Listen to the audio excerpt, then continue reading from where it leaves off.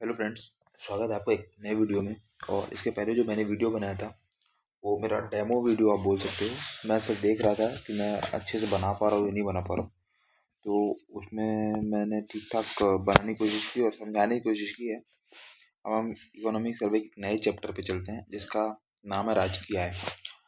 तो सबसे पहले, जैसे कि पहले भी मैंने डिस्कस किया था आपको कि 2000 स्थिर भाव 2011-12 के हिसाब से अपनी ग्रोथ रेट कितनी है, तो वो 7.51% है। परिचालित भाव में 10.89 में इम्पोर्टेंट है, आपको याद रखना है स्थिर भाव पे। इसके बाद दूसरे पहलू पे चलते हैं। तो आपको तो ये पता होगा कि कौन किस क्षेत्र में आता है। तो सबसे इम्पोर्टेंट इसमें ये होता है कि जब हम कृषि क्षेत्र को लेते हैं ना, तो इसमें हम खनन उत्खनन को माइनस कर देते हैं प्राथमिक क्षेत्र के अंतर्गत।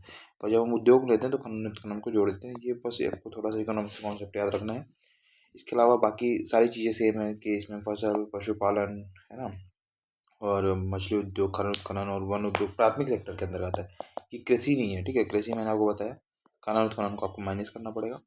और टर्शरी सेक्टर में, सेकेंडरी सेक्टर और टर्शरी सेक्टर के अंतर्गत में, जैसे सेकेंडरी सेक्टर है उसमें निर्माण विनिर्माण है ना, विद्युत गैस आपूर्ति एवं अन्य उपयोगिता, जो भी सेकेंडरी सेक्टर में मैन्युफैक्चरिंग से रिलेटेड होगा और कंपनी से रिलेटेड, उद्योग से रिलेटेड जो भी चीज़ें होंगी वो हम सेकेंडरी सेक्टर में देखेंगे। इसके अलावा टर्शरी सेक्टर में हम होटल हो गया, व्यापार हो गया, जलपान गृह हो गया है ना, परिवहन हो गया, संग्रहण एवं संचार हो गया, रेलवे हो गया, भंडारण हो गया, लोक प्रशासन, वित्तीय सेवा, अन्य सेवाएं जितनी भी होती हैं। इसके अलावा आजकल तो फोर्थ क्वाटनरी हो गया है ना, और आपका पेंटागन, मतलब फिफ्थ फिफ्थ में भी हम जा चुके हैं, पंचम क्षेत्र तक में जा चुके हैं। तो वो सब इकोनॉमिक्स पे पढ़ते हैं। हम यहाँ पे सिर्फ इसको देख रहे हैं, इकोनॉमिक सर्वे को। अब इस बार हम देख लेते हैं इसमें जीएसडीपी में कितना योगदान है कौन सा किसका। तो ये प्राइमरी सेक्टर का, सेकेंडरी सेक्टर, टर्शरी सेक्टर क्या है, स्थिर भाव प्रचलित भाव में, ये भी इसमें दिया हुआ है, ठीक है। तो जैसे इसमें प्राइमरी सेक्टर में 1680, 4790, 3530, ठीक। ये प्राइमरी हो गया, सेकेंडरी हो गया और टर्शरी हो गया, तीनों का दिया हुआ है इस पर, ठीक है ना। तो एक बार आप रिकॉल कर सकते हैं, इसको देख सकते हैं। 1680, 4790, 3530, ठीक है। सेकेंडरी सेक्टर सबसे ज़्यादा होता है। और पर अभी मैं थोड़ा सा आगे आपको बताऊंगा, ग्रोथ रेट इस बार ना हमने सबसे ज़्यादा अचीव की है, वो अचीव की है टर्सरी सेक्टर, सर्विस सेक्टर हमने सबसे ज़्यादा ग्रोथ रेट की है, वो हम बाद में इस पर जो डिस्कस कर देंगे। प्रचलित भाव में है 20.07, 43.48, 36.35। तो ये प्रचलित भाव बिल्कुल याद नहीं रखना है आपको, सिर्फ और सिर्फ याद रखना है आपको स्थिर भाव पे, जो कि एग्जाम ओरिएंटेड है। बाकी कुछ याद नहीं करना है आपको। इसके अलावा जैसे आपको बताया है ना, अब भारत एक बार देख लेते हैं, बहुत बढ़िया, इसमें दोनों दिया हुआ है। इतना ये बहुत इम्पोर्टेंट वो है, क्योंकि ये अगर आप पता है ना, तो आप मतलब बहुत अच्छा वो कर पाएंगे, है ना। ये बहुत इंपॉर्टेंट चीज़ है जो दी हुई है यहाँ पे। तो अभी अपन देख लेते हैं सबसे पहले कृषि क्षेत्र है ना, ये जो मैं बॉक्स बना रहा हूँ ये बहुत इंपॉर्टेंट है यहाँ पे।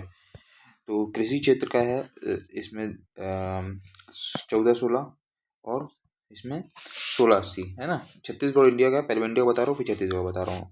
औद्योगिक क्षेत्र 3081 और 4790, सेवा क्षेत्र 55.03 और 35-30%। प्रति व्यक्ति आय, ये बहुत इंपॉर्टेंट है, स्थिर भाव में है 20,01,62 और 162 से 870 इधर ले आएंगे तो आपको हो जाएगा, ठीक। तो इधर हो जाएगा 2,01,62 और इधर हो जाएगा 1,62,870। ग्रोथ रेट कितना है इसमें प्रति व्यक्ति आय में, 8.66%, 9.37% इंडिया छत्तीसगढ़ में, ठीक है। इसको एक बार देख लेंगे, बहुत इंपॉर्टेंट चीज़ है। अब मैं आपको आता हूँ, मेन जो इम्पोर्टेंट चीज़ होता है वो है उत्पादन में कितनी वृद्धि है ना, कितना प्राइमरी सेक्टर, कितना क्या कौन सा चीज़ है। मैं इसमें सबको बताऊंगा और आपको बताऊंगा सबसे ज़्यादा किसमें, सबसे कम किसमें है, ये भी मैं आपको बताते चलूँगा, ठीक है। तो अपन देखते हैं फसल, फसल है 9.67%, ठीक है ना। ये हिस्सा है ना, ये मतलब ये हिस्सा है, वृद्धि नहीं बता रहा हूँ मैं आपको, ये मैं हिस्सा बता रहा हूँ। वृद्धि में आगे वाले कॉलम में दिखाऊंगा आपको, ठीक है। तो ये मैं अभी हिस्सा बता रहा हूँ आपको। तो पशुपालन है, सबसे कम है पशुपालन का 1.77%, 7% भी ले सकते हो, कुछ भी ले सकते हो, हिस्सा है ये सिर्फ, है ना। फिर जो 1680 हमने निकाला है ना, उसका उसके थ्रू आपको बता रहा हूँ। इसमें सबसे न्यूनतम पशुपालन है, वन उद्योग लट्टे 2.95, मछली उद्योग है 2.71, 41 सॉरी, खनन उत्खनन का है 11.16, और अगर टोटल आप ऐड करोगे तो इसमें 2796 होता है, पर हमको सिर्फ कृषि लेना है। खनन उत्खनन हमको सेकेंडरी सेक्टर में लेते हैं, आपको जैसे पता है बताया। खनन उत्खनन माइनस कर दोगे तब आपका आएगा 1680, जो कि कृषि क्षेत्र का आता है। अभी हम डिस्कस कर चुके हैं, ठीक है। न्यूनतम आपको बस अभी अब यहाँ पे इंपॉर्टेंट आपको याद रखो कि आपको न्यूनतम पता होना चाहिए पशुपालन है और सर्वाधिक खनन खनन है, ठीक है। अब अपन देखते हैं सेकेंडरी सेक्टर। सेकेंडरी में विनिर्माण कितना है इस बार, 18.13% है, ठीक है। और विद्युत एवं गैस जल आपूर्ति 10.74, ये सब इतना याद नहीं रखना है, पर मैं आपको एक बार बता दे रहा हूँ। 7.86 है निर्माण। तो सबसे ज़्यादा क्या होता है, विनिर्माण है, और फिर उसके बाद निर्माण है ना। 7 इधर 18 है, डबल जस्ट डबल सही है, ऐसे कुछ आप जो भी आपको लगे, आपको सही लगे। और आप सेकेंडरी सेक्टर का आप कितना हो सकता है, उद्योग का जो है तो 47.90, ठीक है। सबसे ज़्यादा छत्तीसगढ़ में उद्योगी का हिस्सेदारी होता है अपने यहाँ पे। फिर उसके बाद है ये व्यापार एवं होटल एवं जल 7.28 है। परिवहन संग्रहण एवं संचार 4.76 है। रेलवे का ये है, ठीक है, 0.62 है। परिवहन का है 2.43। भंडारण सबसे कम है, ठीक है। अब यहाँ पे इंपॉर्टेंट है, भंडारण सबसे कम है, जैसे आपको मैंने बताया ट्रेजरी सेक्टर में। और उसके बाद फिर स्थावर संपदा, ठीक है, स्थावर संपदा स्वामित्व एवं तथा व्यावसायिक सेवाएं जो भी हैं ये सर्वाधिक है, 8.02% है।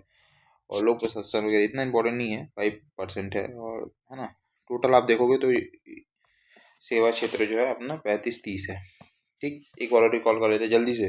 वैसे मैं इसको मैक्सिमम 15 मिनट ही खींचूंगा, इससे ज़्यादा नहीं। और ठीक है ना। फर्स्ट सबसे ज़्यादा पशुपालन है, प्राइमरी सेक्टर में देखते हैं। खनन उत्खनन सबसे ज़्यादा है और पशुपालन सबसे कम है।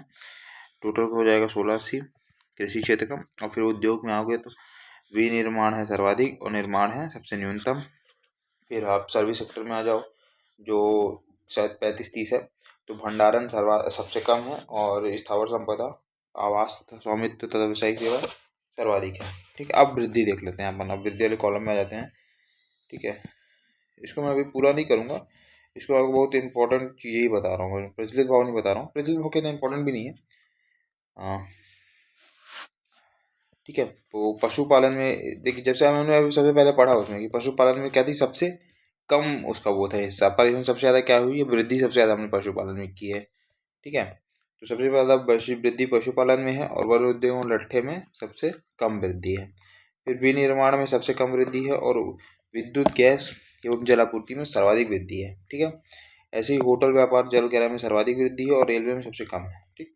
ये सब मैं बस इंपॉर्टेंट चीज़ें बता रहा हूँ आपको, बाकी उतना ज़्यादा पढ़ने की जरूरत नहीं है उन सब चीज़ों को, ठीक है। अब अगर आपको प्रचलित भाव में देखना है तो भी देख सकते हो। बस इस प्रचलित भाव में ये देख लीजिए कि किसकी हिस्सेदारी कितनी ज़्यादा है और कम किसकी है। तो फसल की सर्वाधिक है, पशुपालन की कम है, ठीक। खत्म, इतना ज़्यादा नहीं याद रखना है। अगर आपको इतना ही याद करना है तो विद्युत गैस जल आपूर्ति की न्यूनतम है, निर्माण की सर्वाधिक है, क्योंकि बहुत कंफ्यूजन होगा इसलिए एग्जाम में प्रचलित भाव बहुत कम चांस है पूछने का, है ना। वैसे भी मैंने बताया 20%, ये बस याद रख लो परसेंटेज कितना है, अगर ये पूछ देगा तो पूछ सकता है, बाकी बहुत rare of the rare chance है कि पूछेगा। जैसे कि आपको पता है कि उद्योग सबसे ज़्यादा है, तो उद्योग इसमें भी सबसे ज़्यादा 43-44। और एक बार मैं बता देता हूँ आपको। फिर इसके बाद टर्शरी सेक्टर में भंडारण सबसे कम है, और स्थावर सर्वाधिक है, सेम यही उसमें भी था, देख लो आप इसमें। अब इसमें सर्वाधिक वृद्धि किसमें हुई, सबसे कम हुई, लेकिन मैंने इसको पहले भी नहीं पढ़ा था, मैंने इसको पहले पढ़ चुका है, और इसको मैं पहले भी नहीं पढ़ा था, ये इजी रीजन से, क्योंकि आता नहीं है ना। पशुपालन सर्वाधिक है, दैन लट्ठे है ना, ये प्रचलित भाव मैंने हाईलाइट भी नहीं किया है, मैं एक बार इसमें कर देता हूँ आपके लिए। वृद्धि प्रचलित भाव में पशुपालन सर्वाधिक हुई है, वन लट्ठे में सबसे कम है। इसके बाद विनिर्माण में है आपकी सर्वाधिक, न्यूनतम सॉरी, और सर्वाधिक हो जाएगी इसमें आपकी इसमें ही है विद्युत गैस आपूर्ति में, है ना, इसमें हो जाएगी आपकी सर्वाधिक, ठीक है। फिर वही है, इसमें अगर आपको देखना है तो देख सकते हो कितना किसका परसेंटेज वृद्धि हुआ है। रेलवे में सबसे कम है, पहले भी देख चुके हैं, बट व्यापार होटल और जलपान गृह में सर्वाधिक है, ठीक है। प्रति व्यक्ति अब मैं यहाँ पे बता चुका हूँ कितनी है, कहाँ पे है। तो 1,62,870 है प्रचलित भाव में, और स्थिर भाव में 1,07,324, ये 327, ये याद रख सकते हो आप, स्थिर भाव पे जो हम कितनी कितनी, ठीक है।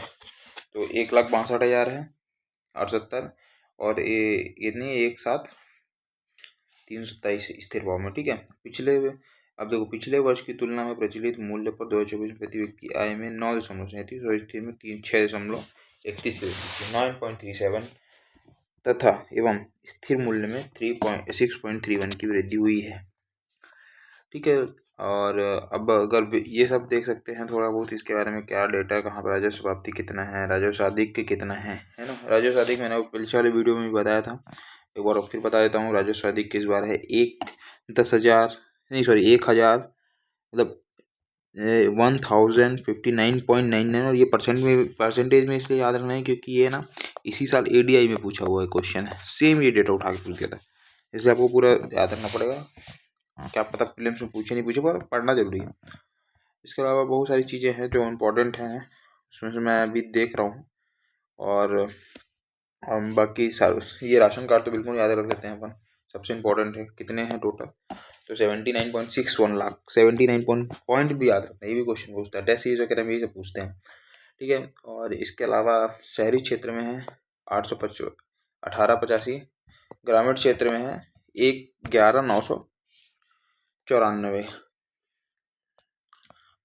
इसके अलावा अब उचित मूल्य की दुकान, हाँ ये याद रख सकते हैं सबसे ज़्यादा हम उचित मूल्य की दुकान में कौन सा बांटा जाता है ना। टोटल आपके में मैंने बता दिया कि 13,819, ये एक तो टोटल याद रख लो और एक किसका ये याद रख लो, बस दो चीज़ का आपको याद रखना है कि परसेंटेज कितना है और है ना उसमें कितना है। इसके बाद देखो सहकारी समिति में 4638, ग्राम पंचायत 3699 पर सबसे ज़्यादा महिला स्व सहायता समूह लोग बांटते हैं 54 में। फिर सहकारी समिति बांटती है सेकेंड नंबर पे, ये फर्स्ट नंबर पे हम लोग बांटते हैं महिला स्व सहायता समूह, सेकंड नंबर सहकारी समिति, थर्ड नंबर पे ग्राम पंचायत और वन सुरक्षा समिति बहुत जगह बांटती होगी और भी वो सब चीज़ें हैं। ठीक है ना। और देखिए खाद्य सुरक्षा अधिनियम पोषण अधिनियम 2012 है, जबकि देश में 2013 में आया था। तो छत्तीसगढ़ स्वयं का खाद्य सुरक्षा कानून लागू करने वाला देश का पहला राज्य है ना। अधिनियम 2013 में लागू राज्य में लागू हुआ था, और अपना 2012 में लागू हुआ था, देश में 2013 में लागू हुआ था। ठीक है, और भी देख सकते हैं कि इसमें कौन सा कब अवार्ड क्या मिला है ना, क्या है, ये सब भी रहता है इम्पोर्टेंट। पर ये मैं आपको अगली वीडियो बता दूँ क्योंकि लंबा वीडियो बन जाएगा, अभी इतना ही वीडियो बनाते हैं। ठीक है ना, इतना हो गया है, इसके अगले वीडियो में अपन इसको अच्छे से डिस्कस कर लेंगे।